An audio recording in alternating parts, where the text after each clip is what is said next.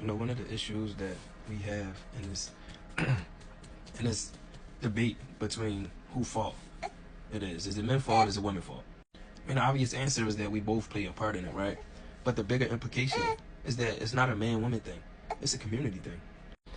The way that we nurture our relationships in general is toxic. Friendship has been thrown to the wayside. If you can't nurture a friendship, then you can't nurture an intimate relationship. Because honestly, what's the difference besides the intimacy and penetration? I mean, have you ever received any advice from an elder? What they always tell you when you're choosing a spouse? You know, talk to their parents. What are their relationships? What's their relationship with her dad? What's his relationship with his mom? How do they treat their siblings? I would even go so far as to say, if they have a pet, how is their pet around them, right? One time I watched my aunt dog, right? It's a mean little dog, like a little Yorkie. Mean as could be. Everybody was scared of this little dog because it had bit everybody. She had to go out of town. So she needed somebody to watch the dog. I said, bring the dog to me, right? Dog was a terror. So I left him in a cage for a while. Maybe, I sat by the cage. I just gained his trust. In less than, I would say, 4 hours. She kept calling, don't leave him in the cage too long. Don't leave him in the cage too long. I'm like, I got it. Maybe 4 hours. Dog, I go pick up from the airport a couple days later. Dog sitting on my lap. I'm driving to the airport while I'm driving. Boom. Get to the airport. She get in the car. He jump on her lap. Dog snap on me right then and there. And it just goes, and it's not to say that, my aunt's a bad person, but it just goes to show that a lot of the personality characteristics that people inhibit come out in their animals. I just thought about this the other day listening to a podcast, but women have some of the nastiest dogs that you would ever come across. And I think it's a lot of reasons, but it is the misplaced nurturing. It's a level of pseudo nurturing that's going on that's not healthy, and some people might equate that to, how single moms destroy the children. But I'm not really of that argument, even though I don't deny the research that went into it. I just think that we can't completely blame single women when the dads are not around. You know what I'm saying? Because the research also shows that even if the parents are separated, when the dads are there, it counteracts a lot of that damage. So we can't place the blame on women without taking some of the blame ourselves. But I digress. We have to get to a point where we are nurturing community, fostering community, because within that community, it relieves some of the pressure on our relationships. Men and women can't be everything for each other. You know what I'm saying? And that's what we're looking for nowadays. We're looking for somebody to be our pillow. We're looking for somebody to be our phone. We're looking for somebody to be our chef. We're looking for somebody to be our maid.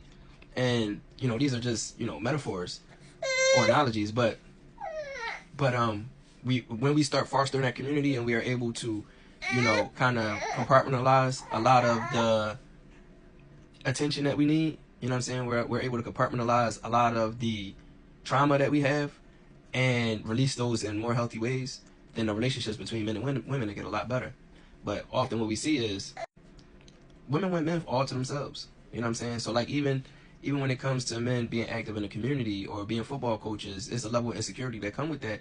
And because I understand that, because it is a level of toxicity with coaches sleeping with the parents and things of that nature. It's hard to be on both sides, but I'm also a proponent of not putting yourself in environments where there is an overwhelming level of single women. As a married man shouldn't be around an overwhelming number of single women, and that's typically what you find being a football coach. I think that's a very dangerous situation to put yourself in. Nevertheless, I think in extreme cases we have to make exceptions, but we have to place safeguards. And once we figure out how to refoster that community, a lot of the issues that we have, I think we can solve. And lastly, as to not leave men unaccountable, we have to learn how to be in these environments without feeling entitled to women's bodies. I think that the inability of men to be around single mothers, especially when they are in a position of authority over their children, comes from the lack of men being unable, and particularly black men, being unable to see black women as in a platonic through a platonic lens.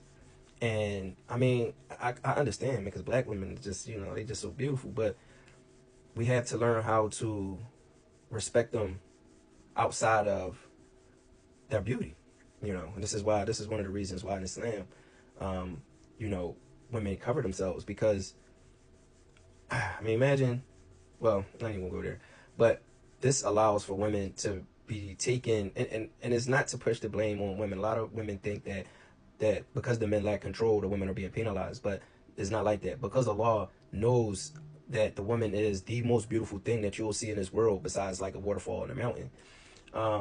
That the men will have a hard time controlling themselves, and it will be hard for them to take those women seriously outside of that beauty. You know what I'm saying? Like, if you look in the professional world, right, the most educated women are usually not the most beautiful women. And I think that goes to society as it tells a lot about society, in the sense that women with beauty have a certain level of privilege where they don't have to work as hard. That's one. And then also men take women more seriously when they're not attracted to them, and that allows them to climb higher.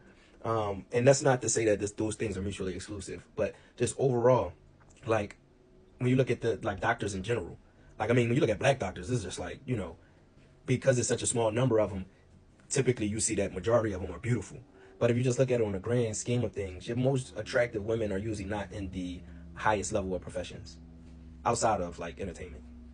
And this might come off a little misogynistic, but I'm just being honest. And it's also not to say that doctors or women, more educated women, are ugly. I'm just saying, like, in comparison to traditional, well, not even traditional beauty standards, to I would say black beauty standards, because I'm talking about the black community mostly.